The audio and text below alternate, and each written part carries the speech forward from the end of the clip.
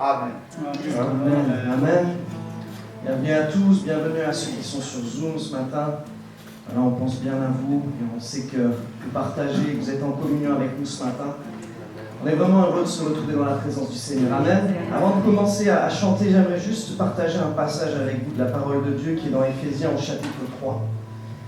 Et au verset 14, c'est un passage, vous m'avez souvent entendu le citer. Et j'aimerais ce matin encore partager ce passage avec vous.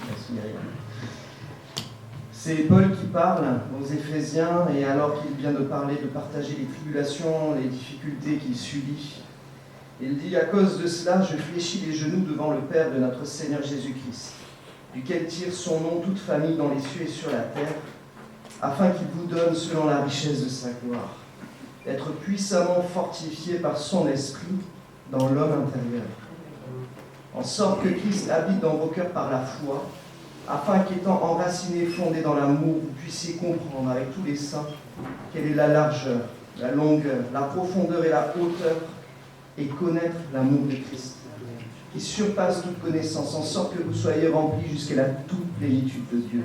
Amen. Or à celui qui peut faire par la puissance qui agit en nous infiniment au-delà de tout ce que nous demandons ou pensons. À lui soit la gloire dans l'Église et en Jésus-Christ, et dans toutes les générations au siècle des siècles. Amen. C'est un passage qui m'a touché personnellement il y a 5 ans, alors que j'étais dans un culte et que je cherchais la présence de Dieu, vraiment cherchais une direction. Ce passage m'a heurté, m'a pris et m'a vraiment emmené dans une nouvelle direction, et vraiment dans une recherche plus profonde du Seigneur. Et ce matin, alors que je préparais ce culte, vraiment ce passage est encore venu comme une évidence. Et j'aimerais qu'on puisse vivre ce moment ensemble. Ce passage, il parle de l'amour de Dieu qui vient nous saisir ce matin. Il parle de l'homme intérieur. Il parle de la puissance qui agit en nous. Ce matin, nous sommes dans la présence de Dieu. C'est vrai que souvent nous citons ce psaume, que c'est comme la rosée du matin qui descend et qui vient sur la barbe. Mais ce matin, alors que dans l'Ancien Testament, vraiment la présence de Dieu se manifestait visuellement, charnellement par une nuée, par une colonne de feu. Cette puissance de Dieu, elle habite en nous ce matin, mes frères, mes sœurs. C'est la puissance de Dieu qui habite en nous. Et ce matin, il peut faire au-delà de ce que nous pensons ou imaginons. Et moi, je crois dans cette parole, je crois dans ce Seigneur, je crois dans ses promesses. Alors que nous allons le chanter ce matin, nous allons chanter la puissance, la fidélité de Dieu. J'aimerais que nous rentrions vraiment dans cette position de foi ce matin. Dieu peut changer toutes choses. J'espère que vous n'êtes pas là ce matin juste pour assister à un culte. Mais j'espère que vous êtes là pour le vivre. Amen. Et que ce matin, vraiment, nous puissions ouvrir nos cœurs à la présence de Dieu. Moi, je crois qu'il peut faire bien plus que ce que maintenant. Ce matin, vous êtes peut-être venus avec une demande auprès du Seigneur. Et par la puissance qui habite en vous, par la puissance du Seigneur, je crois qu'il va vous combler au-delà ce matin. Amen. Hein, on ne parle pas de j'ai besoin d'une 208 ce matin et il va me donner un Porsche Cayenne. On est bien d'accord, ce n'est pas de ça dont on parle ce matin. On parle de ce que Dieu peut faire au travers de sa puissance dans notre vie, dans notre famille, dans notre église, dans notre entourage. Ce matin, on puisse être rempli de la puissance du Seigneur, Dieu tout-puissant quand mon cœur considère. Et je veux vraiment que nous puissions de tout notre cœur chanter. Quand on dit de tout mon être, alors s'élève un chant. Que tout notre être participe à ce temps de louange. Amen. Amen.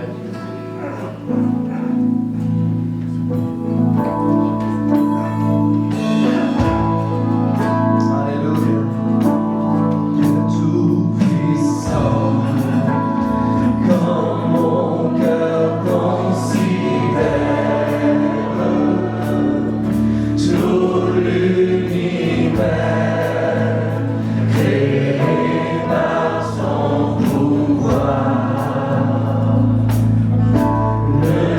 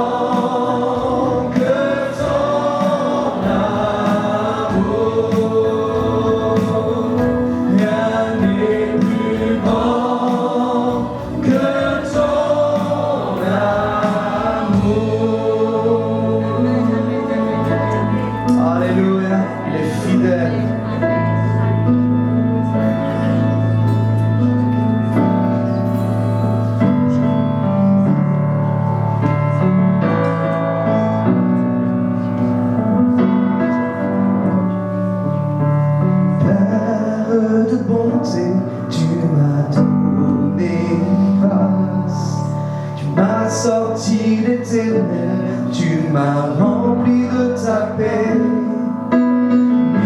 Miséricordieux, tu es l'aide dont j'ai besoin.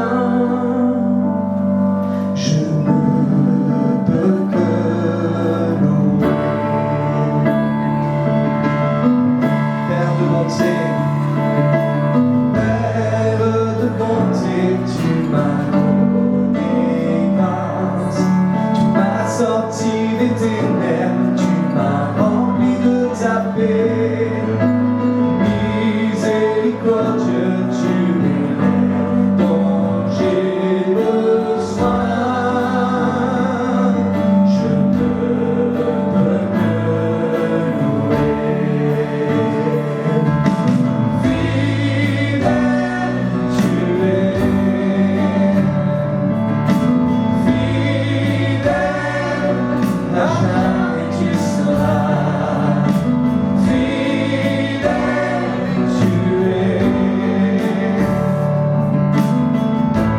Toutes tes promesses sont liées à amen. Toutes tes promesses sont liées à amen.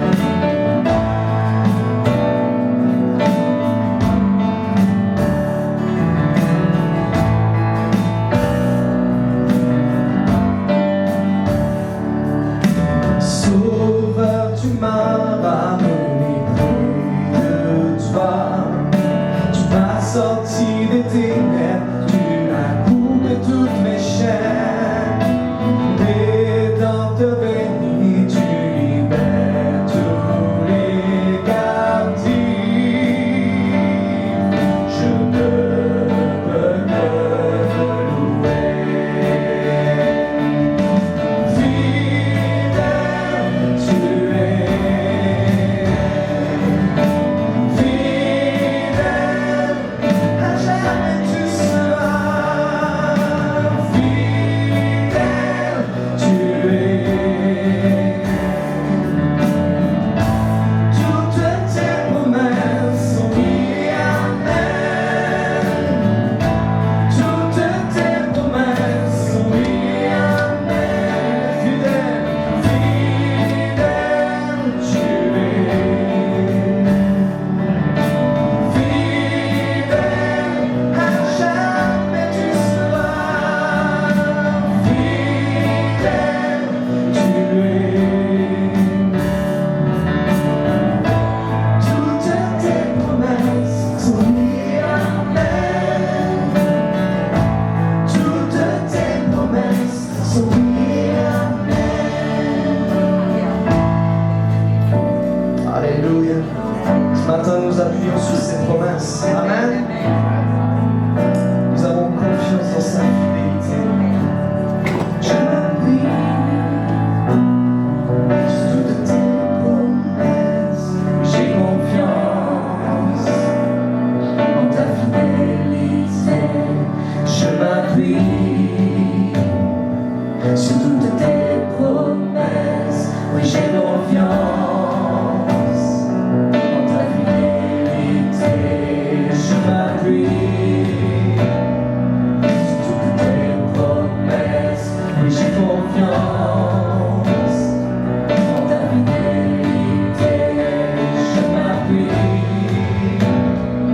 sur toutes tes promesses. Oui, j'ai confiance en ta fidélité. Fidèle, tu es. Fidèle, à jamais tu seras. Fidèle, tu es. Toutes tes promesses sont liées à amen. Toutes tes promesses sont liées à amen. Alléluia, Seigneur. Nous venons dans ta présence, Seigneur Jésus-Christ. Amen.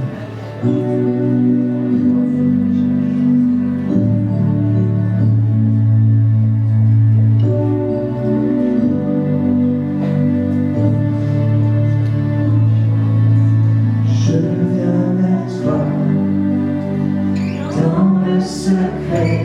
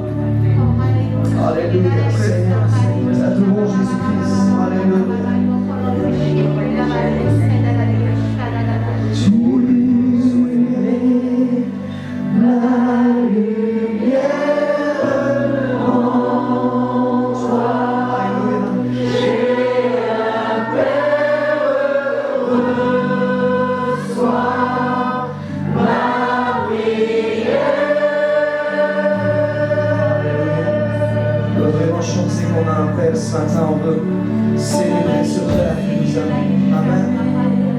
On veut vraiment l'adorer ce matin, c'est notre Père. Si tu as du mal à réaliser combien Dieu t'aime, j'ai un Père. Alléluia. Il est comme un Père qui donne son amour ce matin.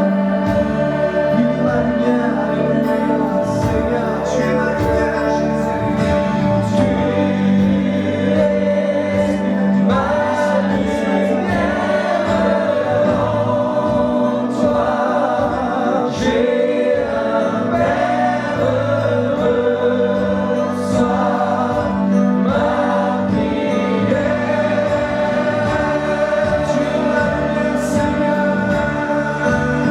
ma lumière en toi. J'ai un Père heureux. Sois ma prière.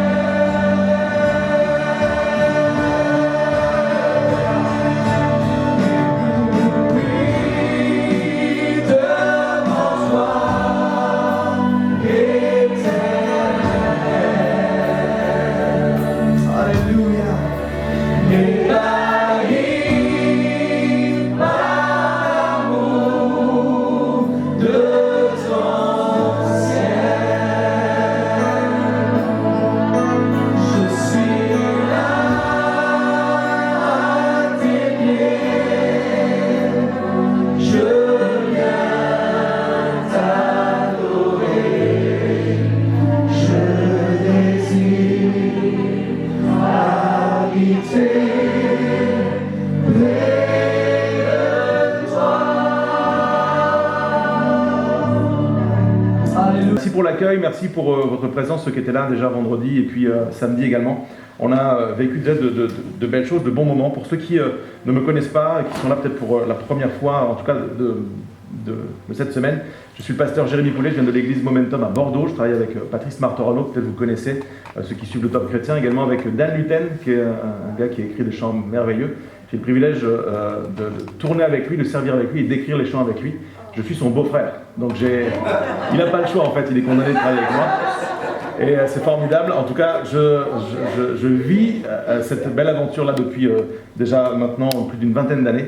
Et c'est une grâce pour moi de pouvoir également partager le message de la parole de Dieu, de pouvoir également produire des chants, produire des livres. Je viens à vous ce week-end avec un album qui s'intitule Ton amour, qu'on a partagé également. Vous pouvez le retrouver à la fin là, au stand sur votre droite en sortant. Je suis venu également avec 2 livres. Le premier, c'est Soyez des hommes. Il s'agit de 12 clés pour que les hommes puissent vivre dans leur identité d'homme, dans la pensée de Dieu, dans comment Dieu les a imaginés et pensés.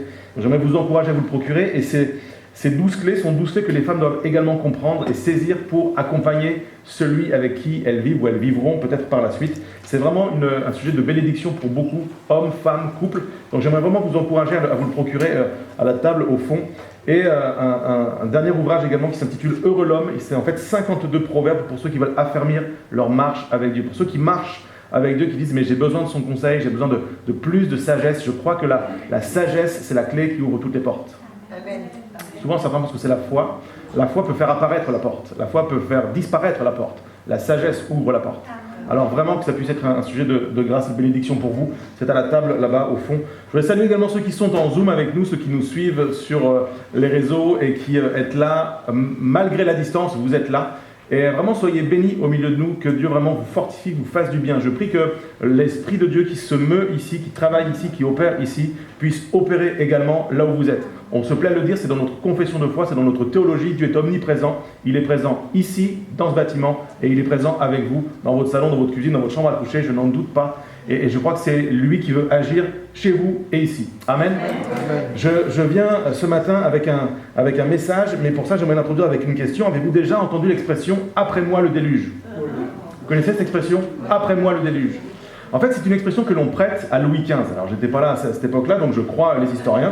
Mais les historiens disent qu'en fait, Louis XV parlait de son dauphin, de celui qui allait lui succéder de cette manière. Puis, après moi, le déluge. C'est en gros, il fera ce qu'il veut, qu'importe. Je m'en moque très bien de ce qu'il y aura après moi, de comment sera la suite. Il fera ce qu'il veut, ils feront ce qu'ils veulent, et puis après moi, le déluge.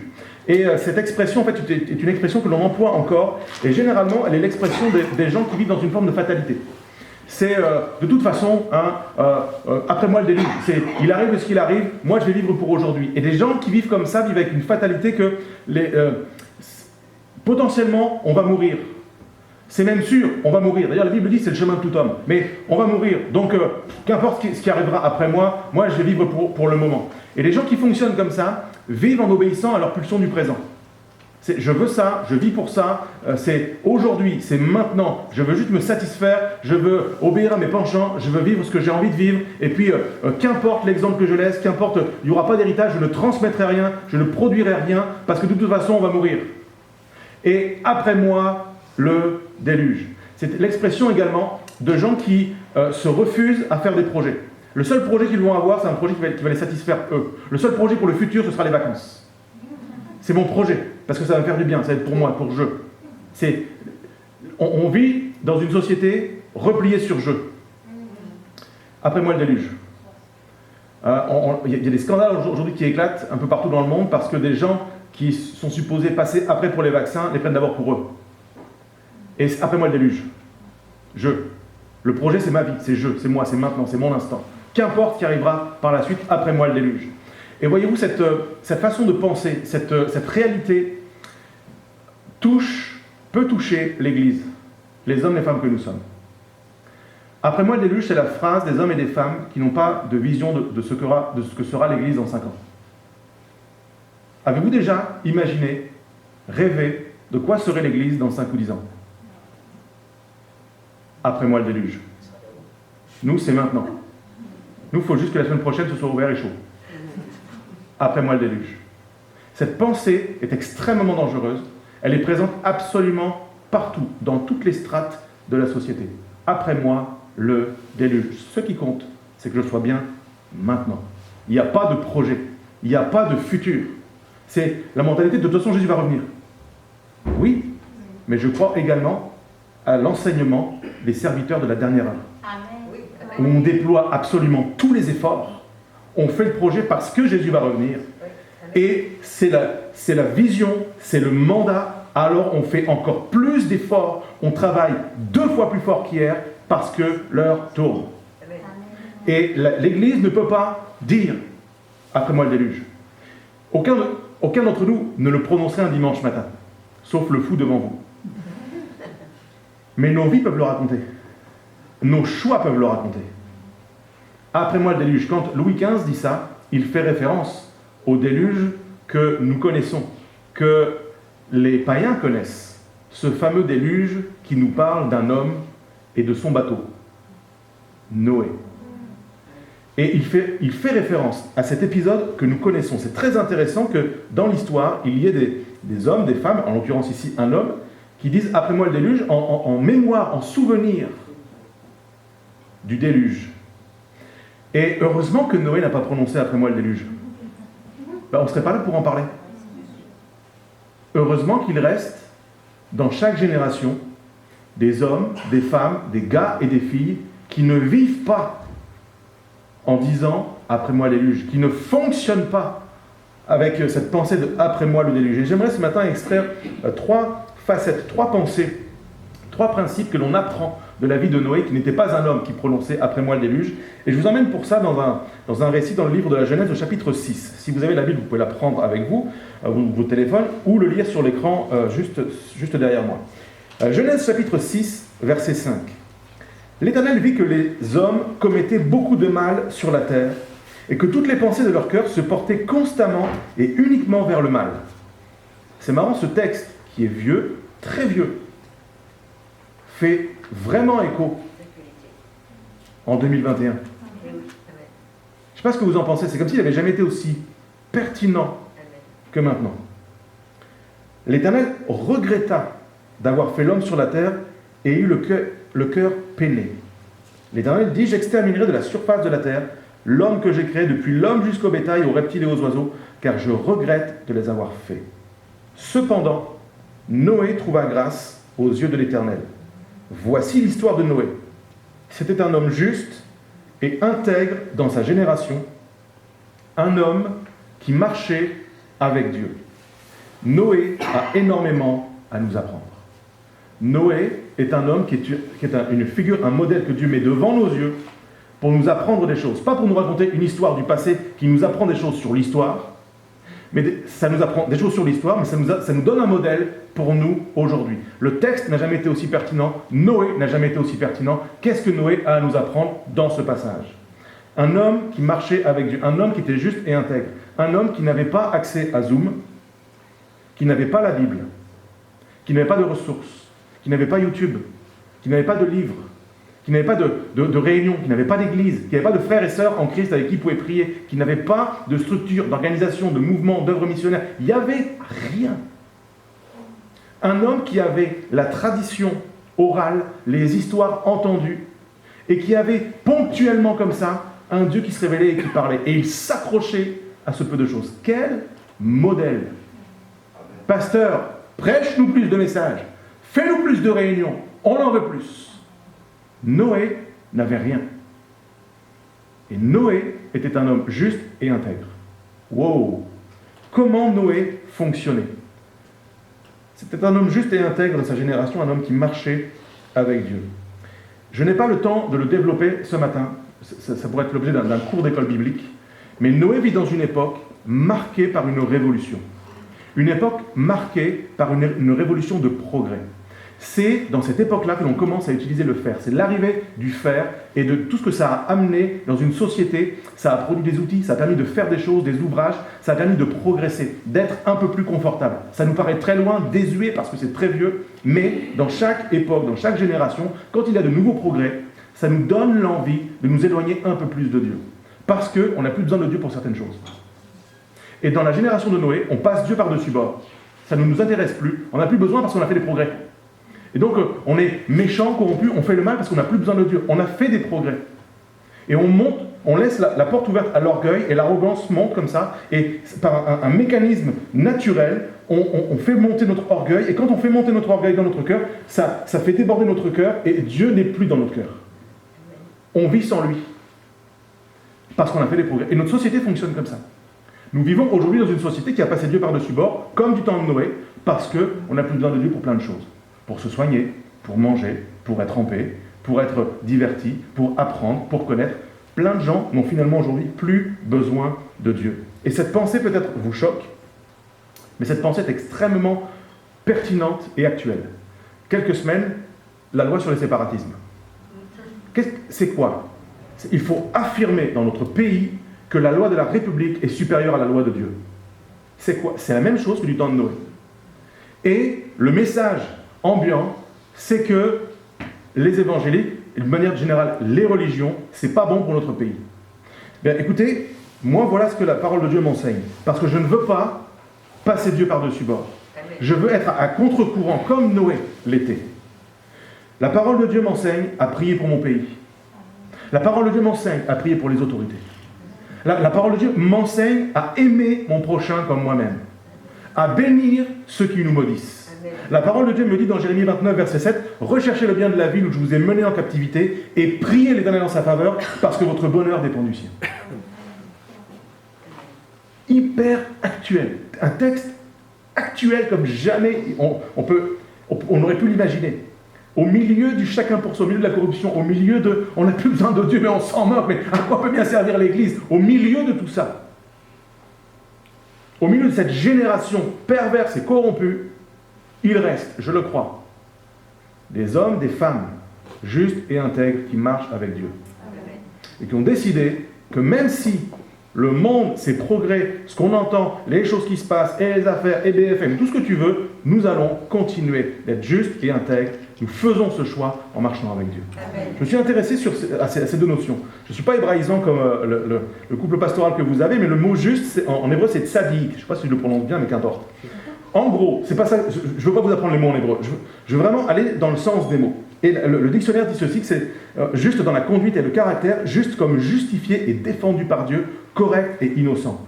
Moi, j'aime cette notion que mon caractère va être façonné pour que je sois juste de cette manière-là, correct et innocent. Mais ce qui est fort dans cette notion, ce qui m'a le plus marqué dans cette définition, c'est le fait d'être juste parce qu'on est justifié et défendu par Dieu.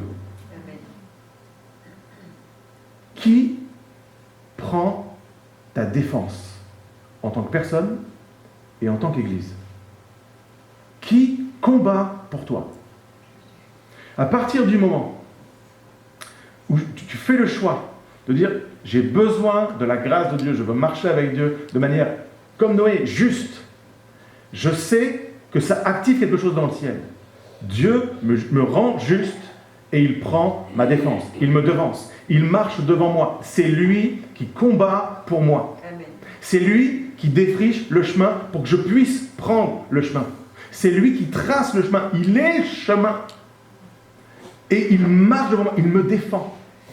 Dieu prend ta défense. Quelqu'un doit l'entendre ce matin.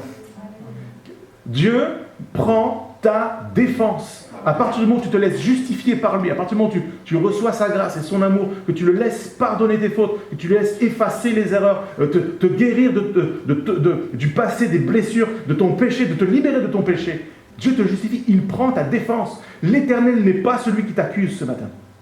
Il est celui qui te défend. Dans cette génération, peut-être qui te corrompt, Noé avait besoin de la grâce de Dieu. Noé était un homme de la même nature que nous. Noé était un pécheur. Mais un homme qui avait la crainte de Dieu et qui, malgré ça, qui avait une compréhension, une connaissance, qu'il avait besoin de la grâce de Dieu. Ce n'étaient pas les mots de l'époque, on n'employait pas ces mots-là, mais il avait compris ça et Dieu prenait sa défense. Au milieu d'une génération qui se moquait de lui, qui se moquait de ce qu'il faisait, qui se moquait de ce qu'il accomplissait, qui se moquait du projet de Dieu. Et on connaît la fin de l'histoire, nous. Et si on connaissait la fin de notre histoire, avec le Dieu qui prend notre défense. Deuxième notion, le mot intègre. Et dans le texte, en hébreu, c'est le mot tamim, qui veut dire complet, intègre, sans défaut, vérité et sincère. Si à mes funérailles, quelqu'un rend un hommage en disant que Jérémie était un homme complet, intègre, sans défaut, vérité et sincère, j'aurais réussi ma vie.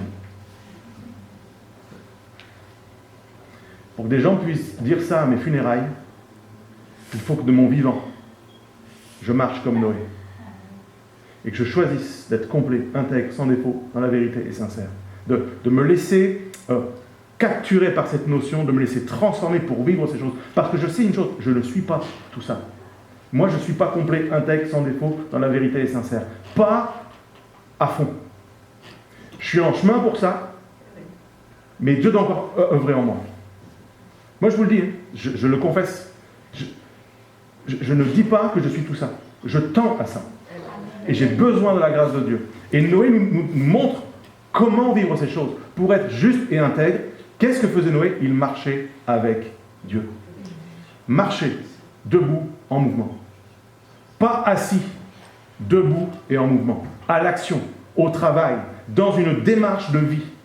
Pas quelqu'un qui se meurt chez lui sur son canapé. Quelqu'un qui est debout, en mouvement, qui accomplit, qui est dans la vie de l'esprit, qui s'est mis en mouvement spirituellement pour vivre ces choses.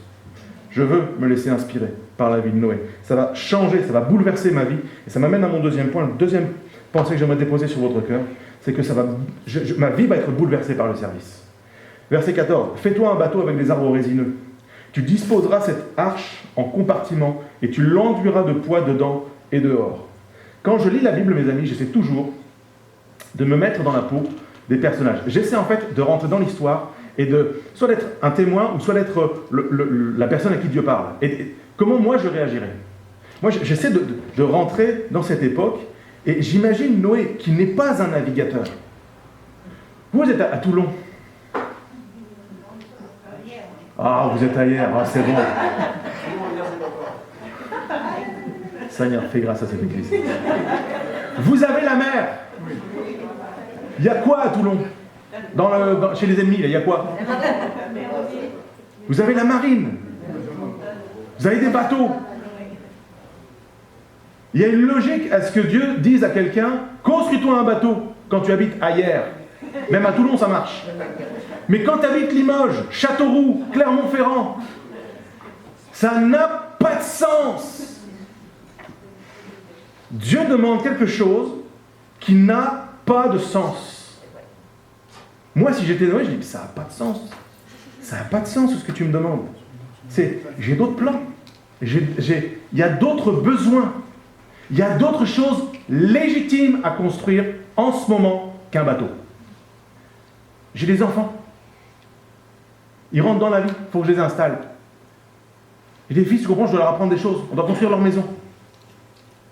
Puis tu te rends pas compte, mon épouse, mais déjà qu'elle me prend pour un fou, mais si je construis un bateau, comment ma femme elle va le vivre? Comment mon conjoint peut partager un truc pareil?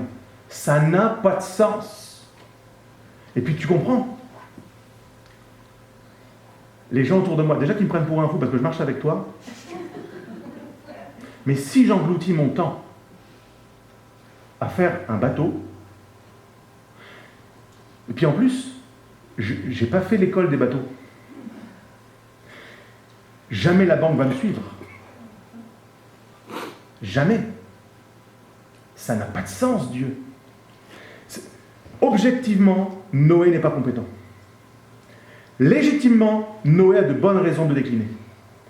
Naturellement, Noé a d'autres choses à faire. Mais, spirituellement, Noé se laisse bouleverser. Et quand tu marches avec Dieu, quand Dieu est celui qui prend ta défense, quand Dieu est celui qui te transforme pour devenir un homme intègre, une femme intègre, complet, ta vie est bouleversée. C'est impossible de ne pas être bouleversé quand on marche avec Dieu. Dieu modifie nos plans. Noé n'a pas grandi en se disant, quand je serai grand, je bâtirai un bateau pour mettre des girafes. Jamais. J'en suis sûr. Vous lui demanderez, et j'en suis sûr. Ce n'était pas l'objectif de Noé. Et Noé se laisse bouleverser parce que Dieu l'appelle à faire un truc qui va à contre-courant dans sa génération, qui va à contre-courant des modes de vie. Parce que non, après nous, le déluge. Noé ne vit pas comme les autres. Noé entend Dieu, entend l'appel de Dieu. Comprenez-moi, ce matin, je suis en train de faire un appel au bénévolat. C'est terrible. En fait, je suis pasteur, hein, et quand les pasteurs doivent faire un appel au bénévolat, on a échoué. Je vous le dis sincèrement. Quand dans une église, on dit, mais s'il vous plaît, aidez-nous. On a échoué. Collectivement, on a échoué. Donc c'est pas un appel au bénévolat ce matin. Je ne suis pas le pasteur de cette église. Je ne connais pas les besoins de cette église. Ce n'est pas un appel au bénévolat. C'est un appel aux hommes et aux femmes justes et intègres qui marchent avec Dieu, à se laisser bouleverser par ce que Dieu veut faire à travers leur vie, à réaliser, à entendre. J'ai écrit ceci, la voix de Dieu m'appelle à considérer son plan pour sauver ce qui peut être sauvé dans ma génération.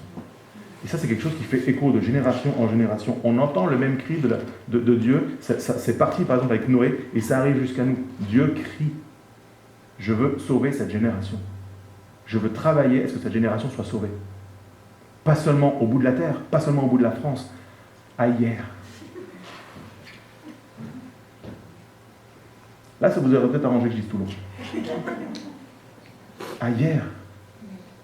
Il y a un plan pour hier. Amen. C'est pour aujourd'hui. Ça demande que des hommes, des femmes qui marchent avec Dieu se laissent bouleverser par la voix de Dieu, dire ok, j'y vais, je me lève et en avant. Je crois vraiment que l'Église fait partie du plan. Elle est le plan de Dieu pour le salut. Comprenez-moi. Jésus est le salut. L'Église ne sauve personne. Ok? Je ne veux surtout pas choquer quelqu'un, mais l'Église fait partie du plan de salut. Jésus a dit, je bâtirai mon Église. C'est lui qui va sauver le monde. Ok? On est d'accord. Et il l'a fait. Une fois pour toutes. On ne remonte pas sur une croix, on ne sacrifie personne. C'est fait. C'est complet. Mais il bâtit son Église pour propager le salut. C'est un des moyens. Ce n'est pas le seul. Mais il a dit, je bâtirai mon Église. Et les portes du séjour de mort ne prévaudront pas contre elle. C'est l'Église, ce que nous sommes est supposé être le bateau dans cette génération.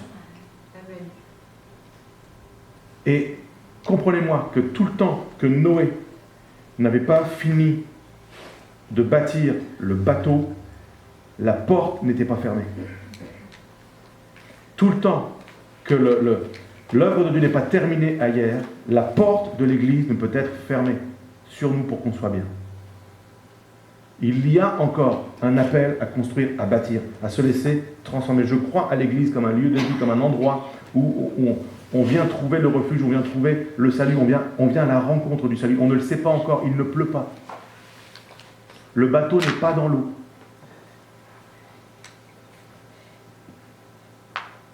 Mais on est en chemin. On est en route pour vivre ces choses. Un lieu de vie. Le moyen que Dieu a choisi, Pierre s'est laissé gagner par ses paroles. Quand Jésus lui a dit ça, tu es Pierre, sur cette pierre je bâtirai mon église, c'est venu modifier les plans de cet homme qui était un pécheur.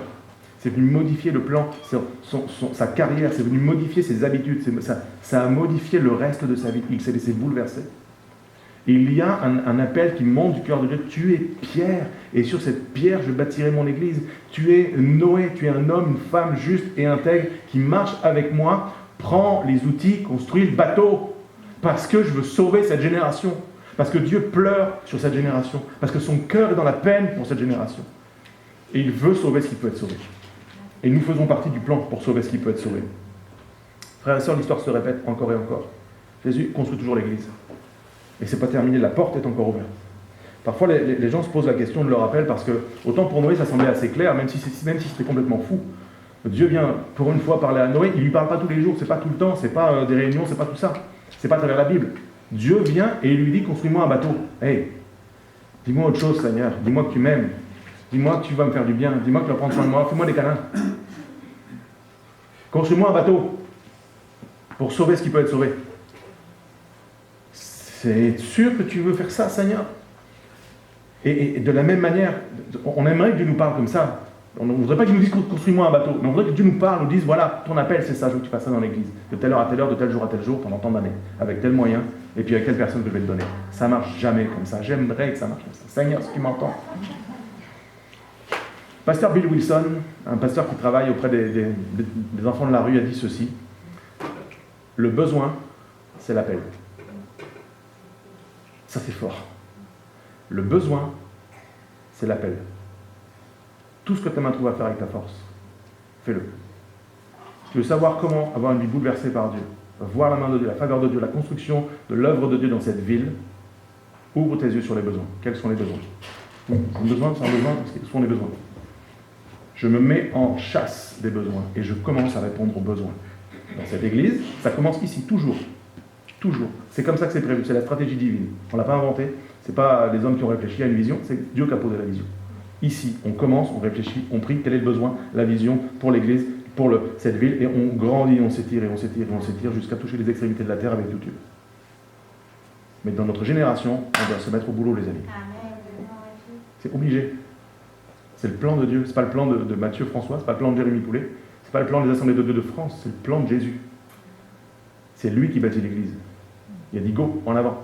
On sait se bouleverser, le besoin fait l'appel. Laisse-toi toucher par les besoins, ouvre tes yeux aux besoins, laisse ton cœur être touché par ce qui est nécessaire et pas juste par tes besoins. En fait, on vit en deçà de la réalité spirituelle parce qu'on se laisse toucher par nos besoins plutôt que par le besoin des autres. Or, quand je me mets à servir les autres, quand je me mets au service des autres, quand je cherche comment rencontrer les besoins des uns et des autres, je vis cette réalité spirituelle qu'il y a plus de bonheur à donner qu'à recevoir. Ma vie est transformée, la joie de Dieu a rempli mon cœur. Des choses se passent dans ma vie que en fait, il prend soin de moi. Parce que quand je cherche premièrement le royaume de Dieu et sa justice, tout m'est donné par-dessus. C'est comme ça que Dieu fonctionne. C'est comme ça que Dieu fonctionne. Je crois que Dieu est celui qui nous amène à faire des choses qu'on n'avait pas pensé faire. L'homme qui vous parle, je suis pasteur depuis 15 ans maintenant, j'ai été salarié pendant des années et des années. Et en 2020, Dieu m'a appelé à quitter, non pas l'église, mais de quitter mon poste, de quitter mon confort, de quitter mon salaire, de remettre mes responsabilités à quelqu'un. Et m'a demandé de me tenir à sa disposition, par la force des choses, à répondre à un besoin. Je me retrouve sur le chantier de l'église MLK, en région parisienne, à Créteil, et un collègue, un frère de l'église qui m'embauche pour aller construire l'estrade et les gradins de cette église. Je ne suis pas menuisier. Ce n'est pas mon métier. Je n'ai jamais rêvé quand j'étais petit de faire des églises et des gradins et des estrades. C'est pas ce que je suis. Je ne suis pas équipé pour faire ça. Je ne suis pas câblé à l'intérieur pour faire ça. Et je me retrouve sur un chantier à me dire, mais Seigneur, je devrais être dans une église en train de prêcher. Je suis dans une église en train de faire des marches. Et puis d'un seul coup, j'ai ouvert les yeux. En fait, pour qu'une lumière brille, il faut des ténèbres. Quand il fait jour, tu n'allumes pas la lumière. Bien sûr, tu brilles dans les ténèbres. Et tu lis d'amitié avec des gens, puis tu témoignes, et tu partages ta foi à des gens qui construisent une église, d'autres ouvriers qui ne sont pas chrétiens. Ils travaillent dans une église, et moi je leur porte le message. C'est fou comment Dieu opère. Laissons-nous bouleverser. Je n'ai pas prévu ça. C'est inconfortable, je dois faire des kilomètres, je suis loin de ma famille, je dors dans des hôtels, tout ça. C'est pas ce que je veux. C'est pas ce que je veux. Moi, c'est pas ce que je veux pour ma vie. Et je le fais, et quand je le fais, je dis « Waouh, Dieu, c'est trop fort ». Le dernier jour de travail là-bas, j'ai terminé là pour l'instant, je ne vais jamais dire jamais, mais en tout cas, pour l'instant, c'est fini. Le dernier jour, mon chef de chantier rentre dans la pièce où on travaille, blanc, livide. Je dis « Qu'est-ce qui se passe? Qu'est-ce qui t'arrive ?» Il me dit « Il y a quelqu'un qui vient de mourir, il a traversé la route, le boulevard, il s'est fait renverser. » Et ce boulevard, on le traverse tous les jours, 2 fois par jour pour aller chercher à manger. Ça aurait pu être chacun d'entre nous. Conversation, la vie, la mort. Qu'est-ce qui se passe? Pourquoi Dieu permet ça? Qu'est-ce que tu penses de Dieu? Et un boulevard pour l'évangélisation. Les amis, laissons-nous bouleverser par le plan de Dieu. C'est bon. Troisièmement, dernière pensée. Avoir foi dans les promesses de Dieu. Dieu a dit ceci. Tout ce qui est sur la terre mourra. Ça n'a pas changé. Cependant, j'établis mon alliance avec toi. Ça n'a pas changé. Tu entreras dans l'arche. Ça n'a pas changé. Avec tes fils, ta femme et les femmes de tes fils. Verset 22. Ce que fit Noé, il se conforma à tous les ordres que Dieu lui avait donnés. La réaction de Noé est la réaction de quelqu'un qui a compris que quand Dieu fait une promesse, il tient la promesse. Et il vit en fonction de la promesse. Pas de ce qu'il voit, parce que ce qu'il voit, c'est qu'il ne pleut pas, qu'il fait un bateau, tout le monde le prend pour un dingue, qu'on se moque de lui, que c'est long, quasiment 100 ans. T'imagines? Le mec, il a consacré sa vie à une promesse de Dieu. Quel modèle! Il n'avait pas ce qu'il fallait. Il n'avait pas les compétences, il n'avait pas les ressources, les tutos, les blogs et tout ça pour apprendre à faire un bateau. Il avait une promesse. Marche pour moi. Marche pour moi. Construis l'arche. Je fais une alliance avec toi, je vais te sauver toi et ta famille. Je suis convaincu d'une chose. Quelqu'un un jour a dit, quand on sait pourquoi, on trouve comment. Quand on sait pourquoi, on trouve comment. Quand on sait pourquoi on doit bâtir une arche, on trouve comment construire une arche. Quand on sait pourquoi on doit œuvrer à l'église, on trouve comment œuvrer à l'église. Quand on sait pourquoi il faut bâtir l'église, on sait comment on va bâtir l'église. Souvent les gens veulent le comment, ils ont oublié le pourquoi. Pose-toi la question pourquoi je ferai ce que Dieu veut que je fasse. Si tu réponds à la question du pourquoi, Dieu va te montrer le comment. Le comment vient après. Quand tu sais pourquoi, tu trouves comment. Si on sait pourquoi il faut travailler, on va trouver comment travailler. Un étudiant ici, si tu sais pourquoi il faut étudier, tu vas trouver comment étudier. Si tu sais pourquoi être généreux, tu vas trouver comment être généreux. Si tu sais pourquoi il faut servir, tu vas savoir comment servir. Si tu sais pourquoi il faut marcher avec Dieu, tu vas trouver comment marcher avec Dieu. Si tu réponds au pourquoi, tu trouveras le comment. Pourquoi devons-nous répondre à l'appel de Dieu? Jean 14, verset 12, en vérité, je vous le dis, celui qui croit en moi, dit Jésus, fera aussi les œuvres que je fais, et il en fera de plus grandes, parce que je m'en vais au Père, et tout ce que vous demandez en mon nom, je le ferai, afin que le Père soit glorifié dans le Fils. Si vous demandez quelque chose en mon nom, je le ferai. Si vous m'aimez, gardez aussi mes commandements, et moi, je prierai le Père, et il vous donnera un autre consolateur, afin qu'il demeure éternellement avec vous. L'Esprit de vérité que le monde ne peut recevoir, parce qu'il ne le voit point, ne le connaît point, mais vous le connaissez, car il demeure avec vous, et il sera en vous. Je ne vous laisserai pas orphelin, je viendrai à vous. Voilà pourquoi, c'est pas le comment, voilà pourquoi on se laisse bouleverser par l'appel. Parce que lorsque nos vies sont marquées par l'engagement, le service, nos familles sont au bénéfice des promesses de Dieu. Qui de vous, par ses inquiétudes, peut ajouter un instant à la durée de sa vie? Ça n'a jamais été aussi pertinent que maintenant. Ces versets ont été écrits pour aujourd'hui, pour maintenant. Et pourquoi vous inquiétez au sujet du vêtement? Étudiez comment poussent les plus belles fleurs des champs. Elles ne travaillent ni ne tissent. Cependant, je vous dis que Salomon lui-même, dans toute sa gloire, n'a pas eu d'aussi belle tenue que l'une d'elles. Si Dieu habille ainsi l'herbe des champs qui existe aujourd'hui et qui demain sera jetée au feu, ne le fera-t-il pas bien plus volontiers pour vous, gens de peu de foi? Ne vous inquiétez donc pas et ne dites pas que mangerons-nous, que boirons-nous, avec quoi nous habillerons-nous? En effet, tout cela, ce sont les membres des autres peuples qui les recherchent. Votre Père Céleste sait que vous en avez besoin. Mais vous, cherchez premièrement le royaume de Dieu et sa justice. Puis toutes ces choses vous seront données par-dessus. Chaque jour suffit sa peine. Serez-vous d'accord avec moi pour dire que ça vaut la peine de faire confiance à Dieu?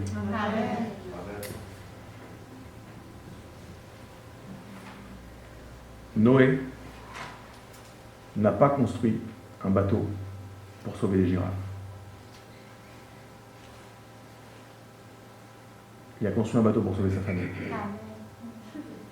Sauf que dans le pack, Dieu a mis les girafes. Je ne sais pas ce que tu construis ni pourquoi tu le construis. Mais ce qui est sûr, c'est que quand tu sers Dieu, ça a plus d'impact que ce que tu penses. Et si toi, juste la promesse, l'alliance qui est faite avec toi, c'est pour toi et ta famille, ça vaut le coup vraiment de le bâtir. Pour toi et ta famille, construis l'église, bâtis l'église, travaille à l'église, sers à l'église, développe l'église, pense à l'église, donne-toi, sers-toi offre-toi pour le royaume. Mais ce qui est sûr, c'est que ça aura un impact plus grand que juste ta famille au sens, là, maintenant, tout de suite, de l'église. Il y a d'autres qui ont besoin d'être au bénéfice, que tu vois peut-être comme des girafes, comme des rhinocéros ou des hippopotames, pour lesquels tu n'as pas beaucoup de considération, c'est pas pour eux que tu sers en vrai. Mais ils seront dans le bateau. Ils seront dans le bateau parce que Dieu a prévu de sauver ce qui peut être sauvé dans cette génération. Est-ce qu'on peut juste un instant pencher la tête et prier que le Saint-Esprit vienne donner naissance à sa parole dans nos cœurs? Seigneur, on est des hommes et des femmes qui ont besoin de ta grâce. On a saisi un jour ta grâce et on veut, comme Noé, marcher dans la justice et l'intégrité. On veut marcher avec toi, en fait. On a besoin de ça et on est là parce qu'on marche avec toi. Alors, Saint-Esprit, nous te permettons de venir bouleverser nos plans, de venir bouleverser nos habitudes, de venir bouleverser nos agendas, de venir bouleverser nos familles, de venir bouleverser nos portefeuilles, de venir bouleverser nos plans, ce qu'on avait imaginé ou pensé. Seigneur, ouvre nos yeux à ce que tu veux faire dans cette ville, dans cette génération maintenant. Tu veux sauver ce qui est perdu. Le champ de mission commence ici, maintenant. Le champ de mission, c'est là, c'est à l'église de hier, c'est dans cette agglomération, dans cet endroit. Seigneur, tu nous appelles à ouvrir nos yeux sur les besoins et à y répondre. Père, merci pour l'alliance. Merci parce que Jésus est l'arche. Merci parce que la porte n'est pas fermée. Merci parce que l'Église incarne, représente, dispense, propage le message de l'arche, le message de l'alliance, le message du temps de la grâce. Merci parce qu'aujourd'hui est une journée de grâce. Tu n'as pas encore fermé la porte. Alors Seigneur, plus que jamais, fais mourir en nous la pensée, après moi le déluge. Fais mourir ça en nous, Saint-Esprit. Renouvelle en nous un cœur pur, un esprit bien disposé. Que le zèle de ta maison nous dévore, que le zèle du plan du salut nous dévore, que le zèle de ce que tu bâtis, que le zèle du royaume nous dévore, afin que non seulement notre famille soit sauvée, mais également tous ceux que nous ne considérons pas, tous ceux pour qui peut-être nous n'avons pas pensé que ce serait judicieux, mais que nous puissions voir l'arche pleine de toutes celles et de tous ceux que tu veux sauver, afin que ton nom soit élevé et glorifié dans cette génération. Et l'Église qui est avec moi et qui le croit, dit Amen. Amen.